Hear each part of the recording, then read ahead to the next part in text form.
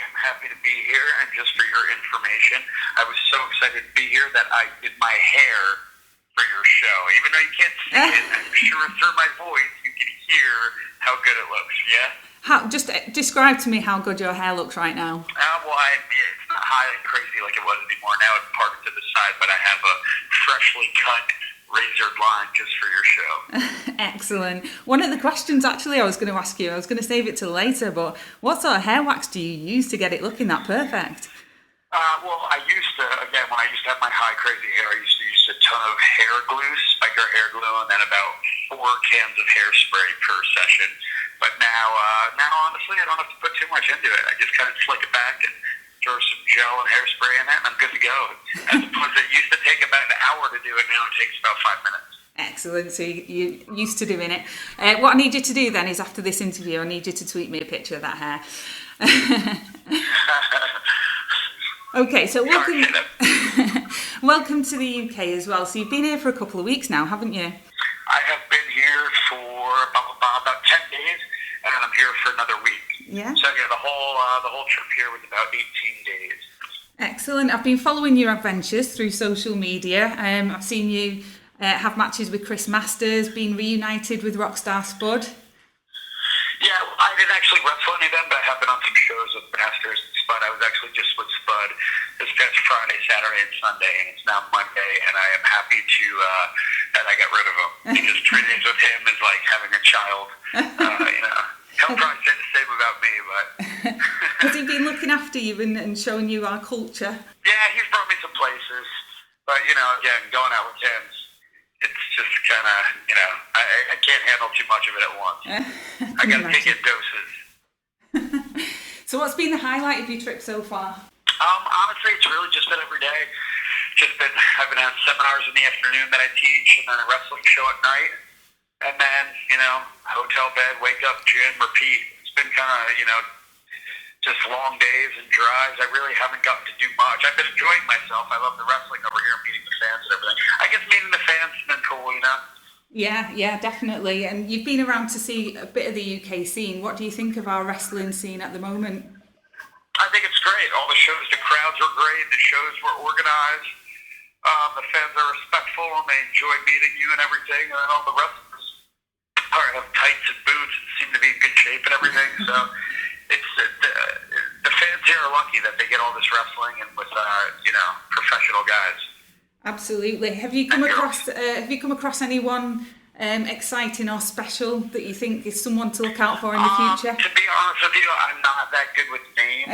I don't remember stuff. I get hit in the head a lot, but there were some good guys that I wrestle. No one that stands out. Honestly, in general, pretty much, I haven't seen anything bad. Excellent. And what's been your favourite thing about the UK so far?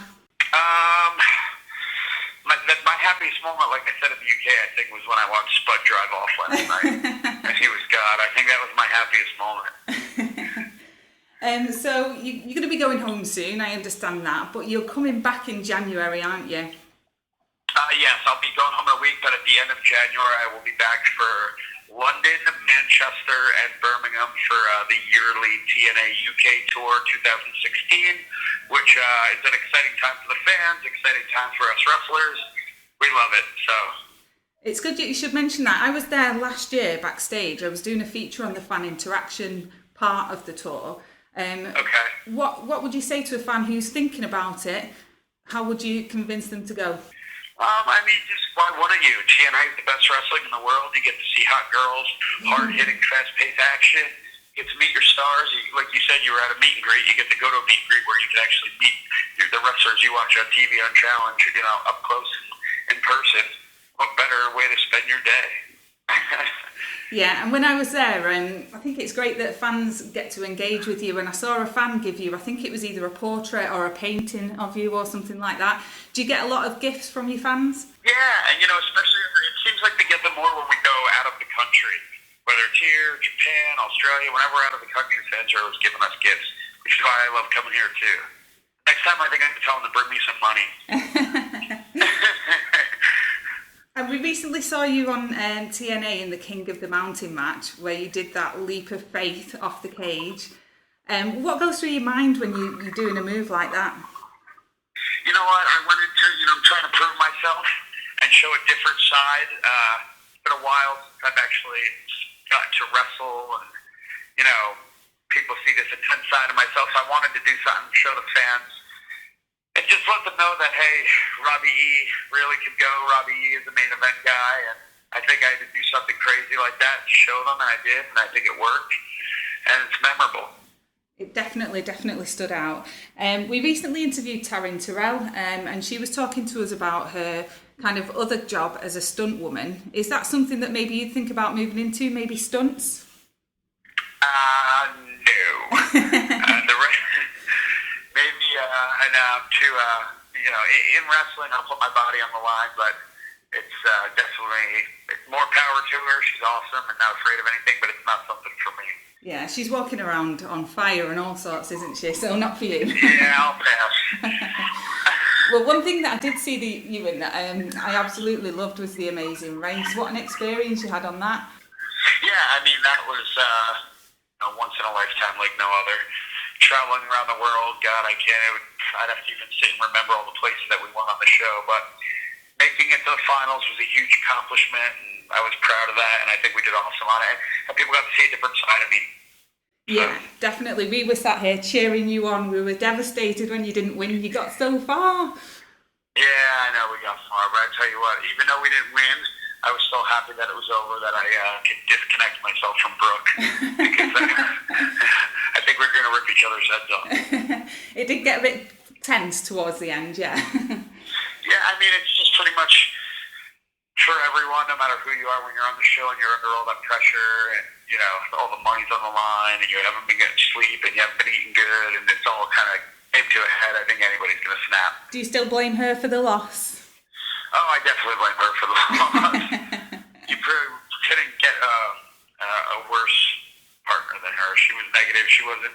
I mean, it's just, if I could do it differently, I would definitely choose someone else. Who would you choose? I would either choose right now. I think right now I choose DJC. Yeah. I think he could go up in the faces of the other teams and go bah, bah, bah, bah, and throw them off and distract them, and I think we could run ahead of them. Great.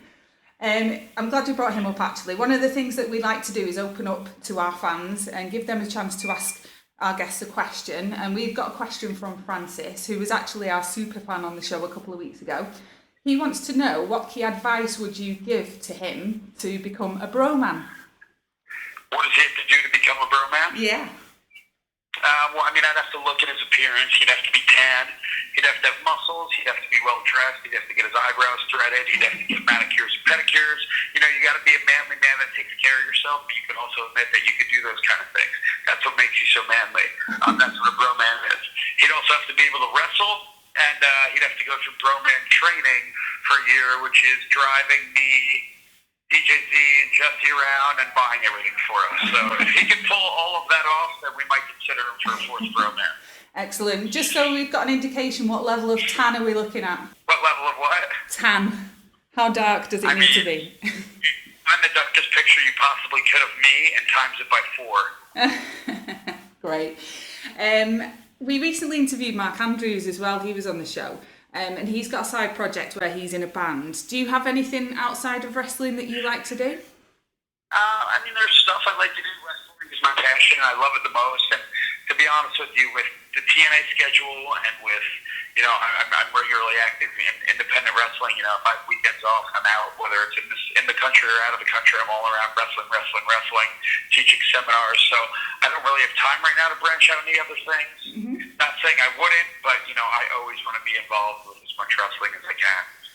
Great. So when can we expect to see you with some gold around your waist then? Former X-Division champ, television champ, and tag champ. There's only one left, so world title's on my mind. Yeah. Hopefully I'm slowly starting to climb up the steps to get my title shot. Great stuff. And I know you're getting married very soon. Yes. So we want to wish you all the best, and we look forward to seeing you. Thank you very much. Yeah, great. And we're looking forward to seeing you come back to Manchester in January as well. Awesome. Looking forward to seeing you. Excellent. So thank you for joining us. All right. Take care.